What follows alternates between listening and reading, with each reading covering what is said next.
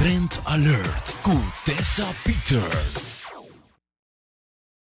Mantenernos más bonita, mantenida para fora, te requiere un cierto grado de dedicación. Pero así es aquí de forma placentera y no te requiere ningún sacrificio. A aparência de dama não acaba na solamente luz e fabuloso que pañan extraordinario. Sin embargo, el final touch sempre lo queda, é peinado e naturalmente, e magnan e pia que também tem un rol grande de presença. Na Indulgence by the Sea, Spa and Salon, vou por un cita para cobrir tudo isso aqui de un solo visita. A orco é de 3 stools de pé de spa, vou por hasta incluir un persona más de tremendo pampering aqui. Mientras que você está recebendo bomani para disfrutando de duche mimosa ou champanhe ou heerlijk orange juice, complementário de Indulgence by the Sea.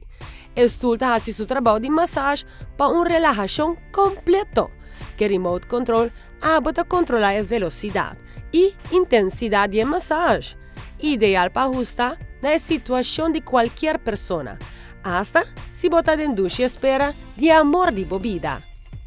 E manicure e pedicure te guardo brindar com amor e paixão, ingrediente na natural maneira, suco orgânico, com blachi de menta, juice de lamunchi fresco com azeta pura essencial, com também de menta, para quitar todo o cuero na morto de área. Ambos man e pia te guardo l'ora de máscara de menta refrescante e servetelo para depois guardo submergir em parafino. E assim termina o processo com duche massagem.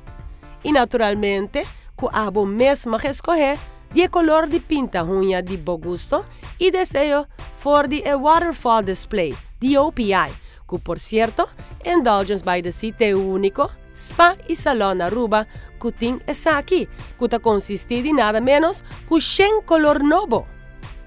Para boca bem, o salão de Indulgence by the Sea tem serviço completo que te especializa em peinado para casamento ou qualquer outra ocasião oficial.